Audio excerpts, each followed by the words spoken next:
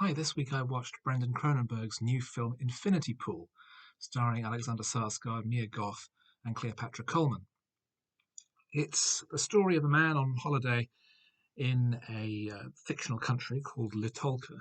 He's an author, he's had one successful book published 5 years earlier, and he's married well into a very wealthy family. As he whiles away his time in the holiday resort from which visitors are not supposed to leave due to the country's general lawlessness, he befriends another couple, and they go for a rather drunken picnic one day. Driving back, having borrowed a car, they hit a local and he is dead. The sentence is very straightforward. Latolka has a very serious no uh, exceptions crime policy, and our main character is told that the penalty is death. He will be executed by the son of his victim. However, because he is rich, they have an alternative policy towards those from other countries to encourage tourism. They can pay for a clone to be created who will be executed in their place on the condition that they watch the execution. So that's what happens. He watches the execution of his clone being killed by the young boy and falls in further with these other couples into a cycle of violence and debauchery and getting their jollies off watching their clones being murdered by members of the public. Um, I found it to be a very disappointing film. Cronenberg Jr.'s previous films, Antiviral and Possessor, I thought were very original individual pieces of work. But this I found to be very derivative of someone very specific. It's very much like the work of J.G. Ballard, both my favourite author and the source of Cronenberg Sr.'s Crash. Um, the idea of a holiday resort that you're not supposed to leave, that's very luxurious, of the rich abusing the locals and there being loopholes in the law to support them, the idea of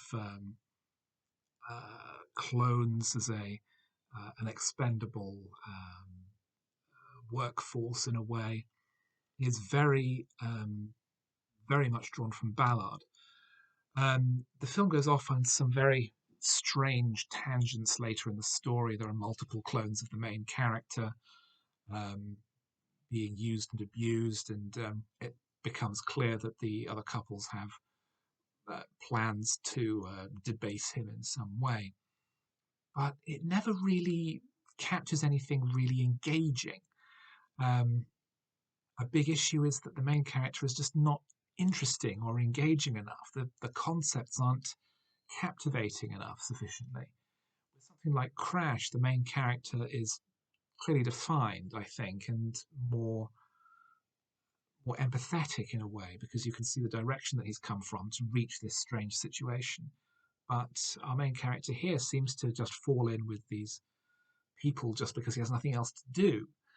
Um, it felt very long at nearly 2 hours, and it's it's hard what else to say about the film because it just feels like a knockoff of Ballard. Brandon Cronenberg's next project is, in fact, a Ballard adaptation, a TV series based on his novel Supercan, about a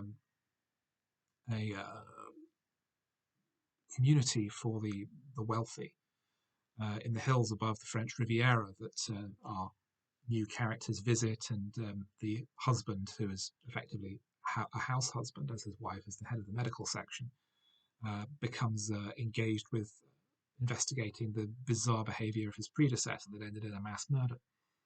And it feels very Cronenbergian, junior and senior, and also it feels very much like a step backward that Brandon would be interested in adapting it because it's it's kind of been done. Um, Adaptations of Ballard's work have been variable, to say the least. I think the film version of High Rise was a big misstep by Ben Wheatley. I think the film of Crash, on the other hand, is superb.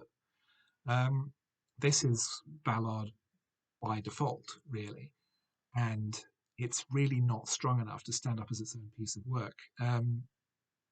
The cast is generally good. Production credits are strong. The Tolka itself is represented by Croatia, with some studio and location filming in Hungary. The film itself having been a Hungarian, Croatian, Canadian production. And although there's little to fault it in production terms, it's just not enough of an original concept. It doesn't have enough to say. It doesn't have enough freshness in it, I think, to justify itself. And as a result, I think it's quite a big disappointment.